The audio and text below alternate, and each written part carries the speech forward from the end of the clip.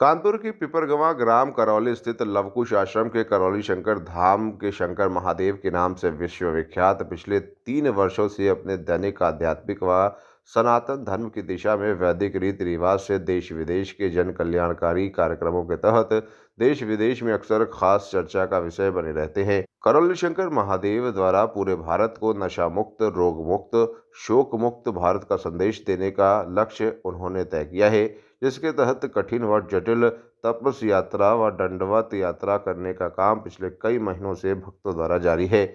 इसी संकल्प के तहत अब स्वयं करौली शंकर महादेव लवकुश आश्रम ग्राम करौली से पैदल चलकर कानपुर के सरसैया घाट तक शोक मुक्त, रोग मुक्त, नशा मुक्त भारत के संकल्प को लेकर पदयात्रा करने का बीड़ा उठाया।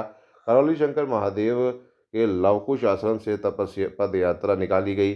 तपस पद यात्रा लवकुश आश्रम से सरसैया घाट पहुंची, जहां भव्य पंडाल में गुरुजी द्वारा अमावस्या का हवन पूजन किया गया, जहां पर उन सभी लोगों को गुरुजी ने अपने आध्यात्मिक ज्ञान से सफल इलाज किया जो पीड़ित हैं।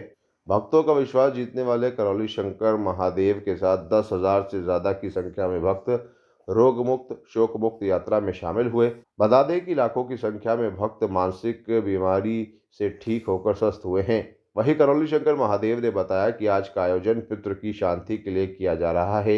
ये आयोजन आने वाले भक्तों के उत्थान के लिए किया जा रहा है और जिन पर भी पितृदोष होता है, इनको कई प्रकार की समस्या का सामना करना पड़ता है और कई रोगों और व्याधि उत्पन्न होती है, जिसको दूर करने के लिए सरसैया घाट पर अमावस्या का हवन पूजन किया जा रहा है। इसके बाद सभी आए हुए भक्तों के साथ गंगा स्नान, लोग उसके बाद गंगा आरती की जाएगी। उसके बाद भक्तों के जीवन में एक नया उल्लास और ऊर्जा का संचार होने लगता है, इससे उन सभी के रोगों और व्याधि समाप्त हो जाती है। सनातन संस्कृति से ही समस्या का निवारण होता है। तो वहीं शंकर सेना के अध्यक्ष सुबोध चोपड़ा ने कहा कि भारत एक सनातन देश है और यहाँ सनातन धर्म का प्रचार प्रसार करना हमारे लिए सौभाग्य की बात है और ये तपस यात्रा सिर्फ और सिर्फ भारत देश की सनातनी गौरव को पूरे विश्व में फैलाने का संदेश देने का कार्य है, जिसका संकल्प करौली शंकर महादेव ने लिया है।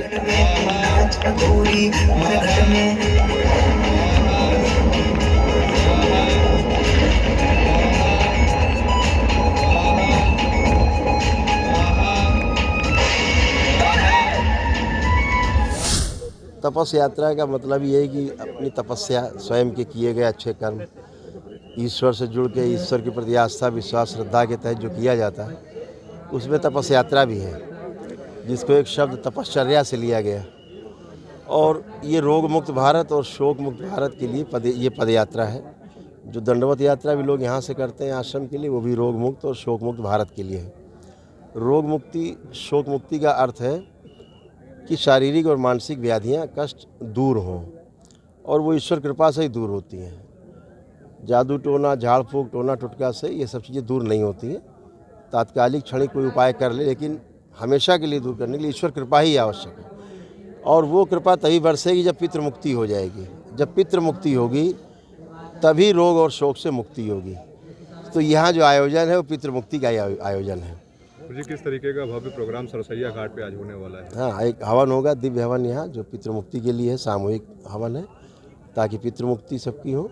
और सब प्रक्रिया से गुजरे हैं ये लोग हवन आदि करके, दरबार की वैदिक प्रक्रिया से।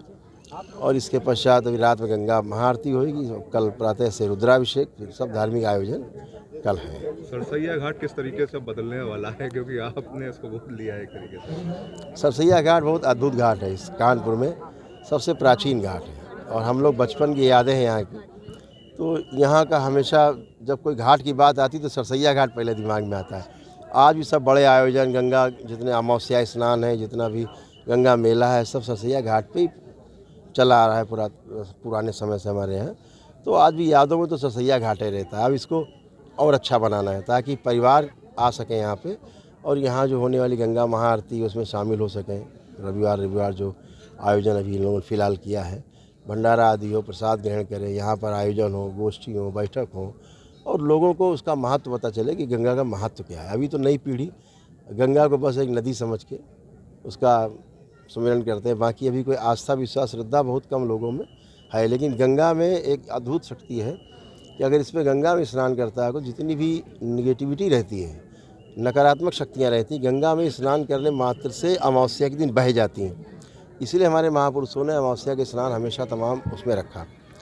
लेकिन जो पितृ मुक्ति है वो नहीं होती इस तरह से, वो उसके लिए वैदिक प्रक्रिया ही है।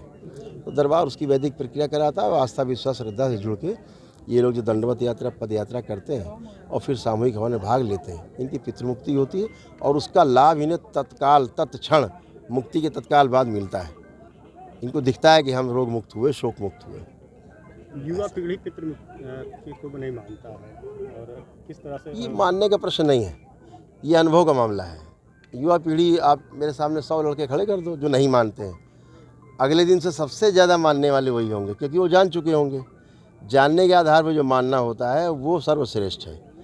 हम पहले से माने हुए हैं तो वो मिथक है, मानता आदमी टूट जाएगा कभी, लेकिन जो जान के मानता, अनुभव कर लेता है किसी चीज़ का, तो उसका मानना हमेशा बना रहता है। तो जान के मानना सर्वश्रेष्ठ है।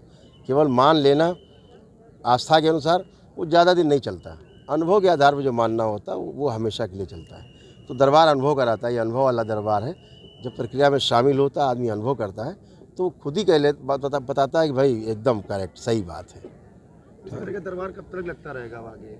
हमेशा, जब तक भोलेनाथ है, माँ है, तब तक लगता है। महीना, हफ्ता, 15 दिन में? हाँ, ये तो चला ही करेगा, हमेशा चला करेगा। आप सब लोग शामिल रहोगे हमेशा। का सैलाब है माँ गंगा की पावन भूमि पे और हमारे पूज्य गुरुदेव जी के आह्वान पे रोग मुक्त भारत और शोक मुक्त भारत का संदेश लेकर ये सारे भक्त यहाँ गंगा के तट पर एकत्रित हैं।